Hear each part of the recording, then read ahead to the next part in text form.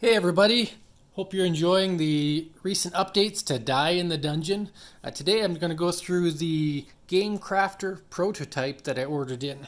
So this is just an early concept of what the game could look like. Obviously components would change based on a different manufacturer and feedback through some more playtests and reviews, but just going to go through the basics of it. So first off, the character boards would be double-sided, and so you would choose which character you want to be: the diamond, the die roller, the troll of bones, or the character that can't reveal to you yet. We're still working on that one. So 4 character boards. The exact size may change. Really want to decide if we want that giant table presence or if it would suffice to be on like a tarot size card or something like that. Because the card doesn't necessarily have to be in the die holder, which I'll go through. But those would be the character boards. Want to make sure that Tristram Rawson's artwork really shines, takes dominance on the player board, so you know exactly who you are in the game. You get to play as those amazing creatures that he's designed. So that's the player boards. Next up, this here was not ordered through the Gamecrafter. These are ones that I ordered through a gentleman on Etsy. But when I manufactured the game, that's the idea for these, is to have those plus the die holders to go in them. So it's a really tactile component. It's nice and hard. Could be used for other gaming purposes as well. And what would happen is you would slide in your stat bar just to sit on the top there, and you'd put your die holders in there. So I'll show you what that looks like here. Maybe I'll put this a little bit back. And I know some of you have already seen this on other videos, but some of you may be your first videos. So if we go through, I might have a D12 there, a D20 there, a D10 here. You get to choose where many of these dice go in the game. A D8, a D6, and a D4. So that will be for the stat bar. All right, next we have, what's the game named after? Dice, of course. So a bag of dice, roll out on the table. So the idea is that the game will come with 3 sets of complete polyhedral dice. Now, definitely understand many players already have these, but there's gamers out there that have never even heard of a D12 or a D10. So this game is a way to introduce players to the full role-playing dice concept that they might not have experienced yet. And not just one set, but 3 different colored sets, because that's what's required to play the game. But for those of you dice enthusiasts or role-playing game enthusiasts, you may already have some fantastic colored collections of your own, which would look really nice to go with this game. And so again, as per the other videos, the D20 holder, there's a D12 holder. You'd always start with the highest value, but those would change over time. So the purpose of the holders is to keep your dug snugly in place so that if you bump it or something else is going on the table, it's there. Don't have to worry about it falling out of position once you've got it rotated in place. Now, finding that exact number on the dice, that's all the fun. You get to learn all about how the dice are randomly positioned.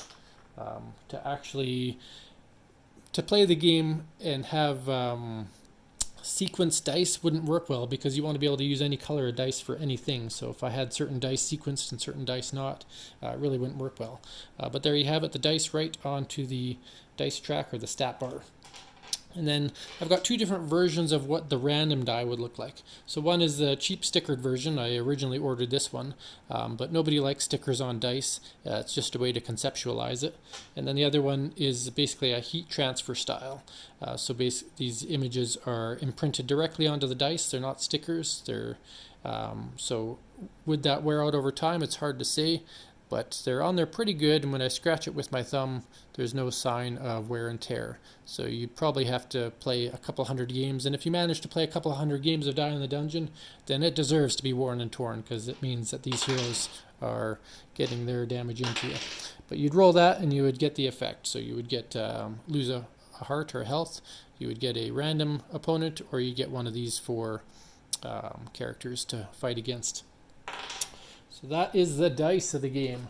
Then we have the hero board, or the hero stat information, and it's designed rather small, so the idea is I'll probably grow this to match the exact size of the creature board, but for now it was just kind of a visual card for me. So on the back I just put the hero images with the dice and the dungeon logo there.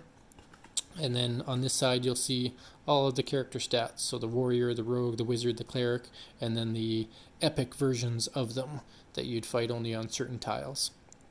And so with it being as small as it is now, I can tell that this version definitely will not work, but if it were double the size, I think that would be ideal, which would be matching, if I guess double the size, quadruple the size. We'll see what happens, but you get the idea. Just that board there.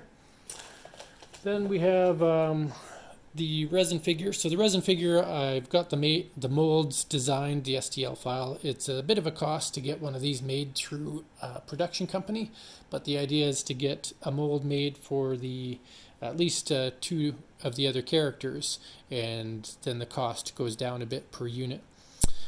And so then you would pick which guy you want to use to play the game with. So that potential is in there. We've got the tokens. So in the past you've seen me use just paper cutouts. So these are thicker cardboard chits, as they call them, or tokens. And they do what tokens do. There's nothing too exciting about them, but there they are, a little bit better than the ones I've been using to playtest with. Next up, we've got the hero cards and the character cards. So hero cards are really dark, and I intended for that. I wanted to have that dark dungeon-esque background, so you kind of see the glare from behind them that Tristram has, and the artwork really does look nice on there. And all these cards are double-sided, so level 1 wizard, level 2 wizard, and then there will be 2 sets of level 3 and 4 wizards. And so each character type would have 6 cards, 4 level 1s, and then 4 level 1/2s, and then 2 level 3/4s for each of the hero types: the wizard, the warrior, the cleric, and the rogue. Now, I accidentally might have ordered way too many rogues. I think I pushed 40 per prototype instead of 4, so those might sneak their way out into people's homes in the future. And then the placeholder artwork for the epic heroes is right there. So those would unlock and change depending on how the game funds on Kickstarter. Right now I'm going to go with these images just as the early versions. So that is the cards, and then the last piece is these beautiful tiles. So tiles are kind of core to the game. To make your way through the dungeon, you have to make your way through these tiles. Unless you're playing the Endless Dungeon variety game that I'll be including, which is just kind of a giant death trap to see how far you can get. But the actual dungeon tiles, they remind me a lot of Carcassonne. So if you played Carcassonne, it's about the same size tile, 2 inch by 2 inch, and nice hard cardboard there. The backs are going to look pretty nice once they're all laid out on the table, side to side, and then the fronts just kept with that same image. So we've got the level icon, which is only important when you start off the tile, so you don't need to refer to it at any other time. So even if it's a little difficult to see, it wouldn't be bad when playing. You've got the hero icons on the bottom to show who you'd be battling, the title of the tile in case anything refers to that, and then the description of what happens on that particular tile. So there you go. That is the tiles for the game. Whole bag of them here. I think I have 40 tiles there. I can't remember exactly. But that is the next phase of Die in the Dungeon. So I'm looking forward to doing an actual playthrough video with this full set of components in the near future. So stay tuned on the Facebook group for that, or YouTube channel. And really appreciate anybody that's taken an interest in this game and is looking forward to it coming. The idea is once Legends of Novus is in backers' hands, hopefully in late March, early April, then we can really put this to the gears and start up the next Kickstarter to see what this game can do. Before then, there are going to be some promotions to do some giveaways and try to generate some more email interest, and I'll make sure you guys are included on that for anybody that's part of this Facebook group. Thank you.